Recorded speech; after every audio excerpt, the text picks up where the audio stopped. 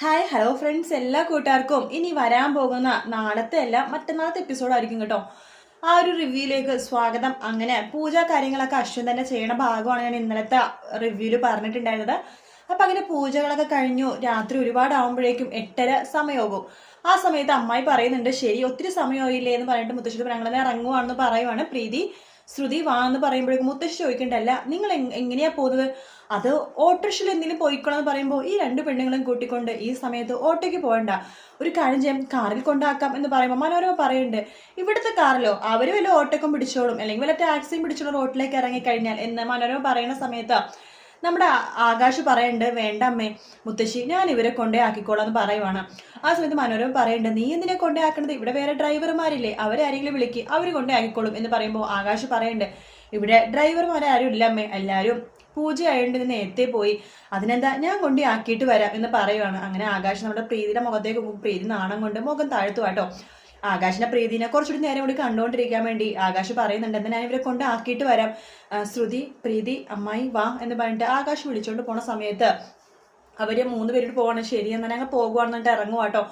ആ സമയത്ത് ലാവണ്യ അങ്ങോട്ടേക്ക് വരുന്നുണ്ട്. അതെ ശ്രുതി ഒന്ന് നിന്നേ, ശ്രുതിയുടെ ജോലി ഇതുവരെ കഴിഞ്ഞിട്ടില്ല, ശ്രുതി ജോലി കഴിഞ്ഞിട്ട് പോയാൽ മതി എന്ന് പറയുമ്പോൾ അമ്മായി പറയണ്ട്, അതെങ്ങനെ ശരിയാവില്ല ലാവണ്യ മേഡം, ഇത്രോ സമയമില്ലേ, ഇനി അവളോട് നിൽക്കേണ്ട കാര്യമില്ലെന്ന് പറയുമ്പോൾ ശ്രുതി പറയണ്ട്, സാരമില്ല അമ്മായി, നിങ്ങൾ എന്നാ ആകാശ് സാറിൻ്റെ കൂടെ പോയിക്കോളൂ, ഞാൻ ഇപ്പൊ ഒരു കുറച്ച് ജോലി കൂടി ഉണ്ടെന്നല്ലേ പറഞ്ഞത്, അതുകൂടി കഴിഞ്ഞിട്ട് ഞാൻ വന്നോളാം എന്ന് പറയാണ്.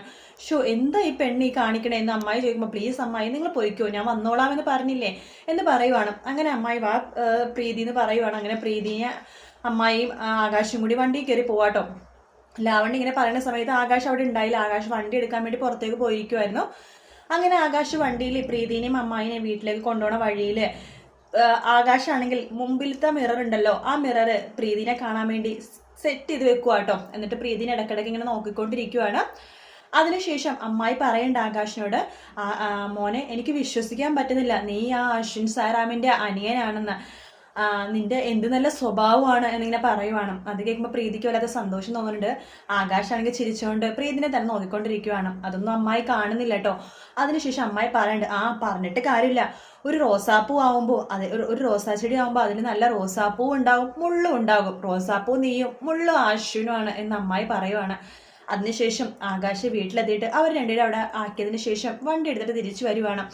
അതേസമയം ശ്രുതിയുടെ കൂടെ ലാവണ്യ ഓരോ പണികൾ വെറുതെ ചെയ്യിപ്പിക്കുക കേട്ടോ. ആ ഉടുത്ത സാരി മടക്കി വെക്കുക, അതുപോലെ തന്നെ മുടി പിന്നിടണം, എങ്ങനെ മുടി ഇങ്ങനെ പിന്നിടില്ലോ, മടക്കി കെട്ടില്ല, അത് എങ്ങനെയാണ് പഠിപ്പിച്ചതാ എന്നൊക്കെ പറഞ്ഞ് ബുദ്ധിമുട്ടിപ്പിച്ചുകൊണ്ടിരിക്കണം. ആ സമയത്ത് മുത്തശ്ശി അങ്ങോട്ടേക്ക് വരുന്നുണ്ട്.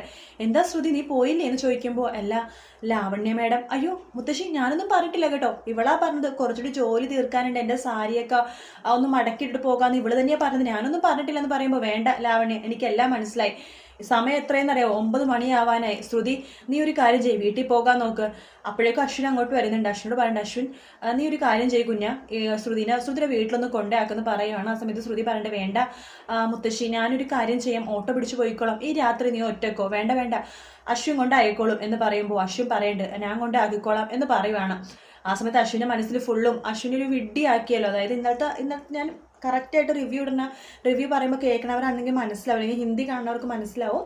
അശ്വിൻ്റെ ഉള്ളിലാണെങ്കിൽ എന്താണെന്ന് വെച്ചാൽ പകയാണ് കേട്ടോ. കാരണം ശ്രുതി ആണല്ലോ ആ ഒരു ഐഡിയ പറഞ്ഞു കൊടുത്തത്, അതായത് ലാവണ്യക്ക്, അതായത് റൂമിലെ ലൈറ്റ് ഓഫ് ചെയ്തിട്ട് വിളക്ക് കത്തിക്കണത് അശ്വിനാക്കിയത്.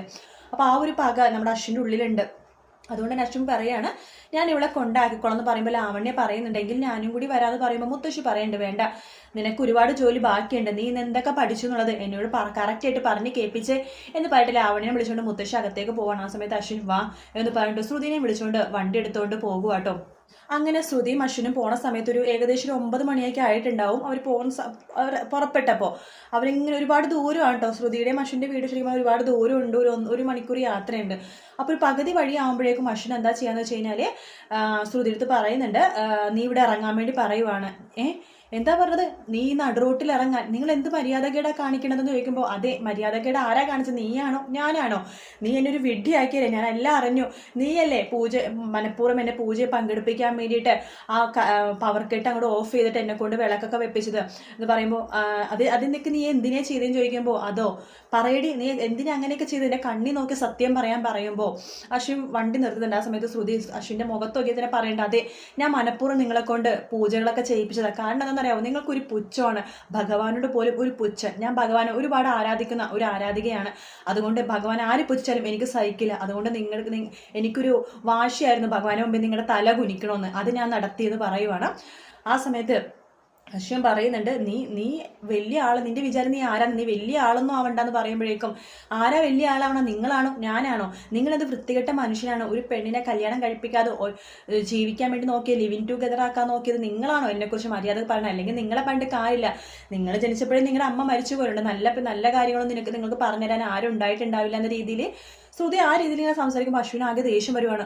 ശ്രുതി അപ്പം തന്നെ അശ്വിനും പറയുന്നുണ്ട്, വണ്ടിയിൽ നിന്ന് ഇപ്പം ഇറങ്ങുമെന്ന് പറയാണ്. ആ സമയത്ത് ശ്രുതി നോക്കുമ്പോൾ ആ റോട്ടിൽ ആരും ഇല്ല കേട്ടോ, ഒരു എന്താ പറയുന്നത്, ഒരു ഭയങ്കര ഒരു പേടിപ്പിക്കുന്ന ഒരു സ്ഥലമാണ് കേട്ടോ അത്. അപ്പോൾ ശ്രുതി പറയുന്നുണ്ട്, എന്താ നിങ്ങൾ പറയണെന്ന് ചോദിക്കുമ്പോൾ, വണ്ടിയിൽ നിന്ന് ഇറങ്ങാൻ നിൻ്റെ അടുത്തല്ലേ പറഞ്ഞതെന്ന് പറയുവാണ്. അങ്ങനെ വണ്ടിയിൽ നിന്ന് ഇറങ്ങടി എന്ന് പറഞ്ഞിട്ട് ആ ഡോർ തന്നിട്ട് ശ്രുതിനെ ആ നടു റോട്ടിലേക്ക് തള്ളിയിടുക കേട്ടോ. അതിനുശേഷം വണ്ടി എടുത്ത് പോണ സമയത്ത് ആ റോട്ടിൽ അവിടെ ശ്രുതിനെ നിർത്തിയിട്ട് അശ്വ വണ്ടി എടുക്കുകയാണ്. വണ്ടി എടുക്കുമ്പോഴേക്കും വണ്ടി അവിടെ നിറച്ചും ചെളിയാണ്, കാരണം മഴ പെയ്തിട്ടുണ്ടായിരുന്നു. മനഃപൂർവ്വം ശ്രുതിനെ മേത്ത് ചെളിയാക്കാൻ വേണ്ടി തന്നെ അശ്വൻ വണ്ടി എടുത്തിട്ട് പുറകിലേക്ക് എടുക്കും. പുറകിലെടുക്കുമ്പോൾ ചെളി ഫുള്ളും ശ്രുതിയുടെ മേത്തേക്ക് വീഴും. ശ്രുതിക്ക് ആകെപ്പാടെ വിഷമവും സങ്കടവും എന്താ പറയണ്ടത്, ദേഷ്യവും എല്ലാം കൂടി വന്നിട്ട് അങ്ങനെ നിൽക്കുവാണ്. പെട്ടെന്ന് അശ്വിനെ വല്ലാത്ത ബുദ്ധിമുട്ട് തോന്നും, കാരണം എന്തൊക്കെ പറഞ്ഞാൽ ഒരു രാത്രി ഒരു പെൺകുട്ടി അങ്ങനെ നിൽക്കണത് ശരിയല്ലല്ലോ. അപ്പം അതുകൊണ്ട് അശ്വിൻ വണ്ടി വീണ്ടും ശ്രുതിയുടെ അടുത്തേക്ക് കൊണ്ടുവന്നിട്ട് പറയുന്നുണ്ട്, മര്യാദയ്ക്ക് നീ വണ്ടി കയറി എന്ന് പറയുന്നത്, ഞാൻ നിന്നെ വീട്ടിൽ തന്നെ കൊണ്ടാക്കാന്ന് പറയുമ്പോൾ, ഇല്ല ഞാൻ കയറില്ല, നിങ്ങൾ എന്നിട്ട് സോറി പറയാണ്ട് ഞാൻ കയറില്ല എന്ന് പറയുവാണ്. ആഹാ, നിനക്ക് അത്രയ്ക്ക് അഹങ്കാരമാണോ, സോറി പറഞ്ഞാലേ നീ കയറുള്ളൂ, അതെ നിങ്ങൾ എന്നോട് സോറി പറഞ്ഞാൽ മാത്രമേ ഞാൻ വണ്ടി കയറുള്ളൂ എന്ന് ശ്രുതി വാശി പറയുമ്പോൾ അശ്വിൻ പറയുന്നുണ്ട്, എങ്കിൽ എനിക്ക് കുഴപ്പമൊന്നുമില്ല, നീ ഇവിടെ തന്നെ നിന്നു, നിനക്ക് എന്ത് സംഭവിച്ചാലും എനിക്കൊരു കുഴപ്പമില്ല, ഞാൻ പോകുവാന്ന് പറഞ്ഞിട്ട് അശ്വിൻ വീണ്ടും കുറച്ചുകൂടി പോയി ചെളി ശ്രുതിയുടെ മേത്ത് ഇട്ടതിന് ശേഷം അവിടെ നിന്ന് അങ്ങോട്ട് പോകുക കേട്ടോ. ശ്രുതിക്ക് ആകെ വിഷമമായി പോകും. ശ്രുതി കഴിക്കുമ്പോൾ അശ്വിൻ കൊണ്ട് ആക്കുമെന്ന് ഞാൻ വിചാരിച്ചത്. അങ്ങനെ ശ്രുതി എങ്ങനെയൊക്കെയോ തിരിച്ച് വീട്ടിലെത്തും കേട്ടോ. ആ സമയത്ത് നമ്മുടെ അമ്മായിയും പ്രീതിയൊക്കെ ശ്യാമൊക്കെ ആകെ ടെൻഷനിലായിരിക്കും ശ്രുതിനെ കാണാതെ. അങ്ങനെ പെട്ടെന്ന് ഒരു 10 മണിയൊക്കെ ആകുമ്പോൾ കഥകിൽ ആരോ മുട്ടുന്ന ഒച്ച വെക്കും. പ്രീതി പെട്ടെന്ന് വാതിൽ തുറന്ന് നോക്കുമ്പോഴേക്കും ശ്രുതി ആകെ ചെളിയിലൊക്കെ മുങ്ങി വരുന്ന കോലമാണ്. ഇത് എന്ത് പറ്റിയെന്ന് ചോദിക്കുമ്പോൾ, അതിനെ ഓട്ടോ വന്നപ്പോൾ ഓട്ടോ ഒന്നും അറിയാണ്ട് ചെളിയായതാണ് എന്നിങ്ങനെ പറയുവാട്ടോ. അപ്പോൾ എന്തായാലും ഇത്രയും ഭാഗം ഞാൻ പറയുന്നുള്ളൂ. അപ്പോൾ അടുത്ത ഭാഗം ഇനിയാണ് നാളെ പറയാം. അപ്പോൾ ഹിന്ദി കാണാത്തവർക്ക് വേണ്ടിയിട്ടാണ് ഞാൻ ഈ എപ്പിസോഡ് ഇതൊക്കെ ഇടുന്നത്. അപ്പോൾ നിങ്ങളുടെ സപ്പോർട്ട് വേണം എന്തായാലും.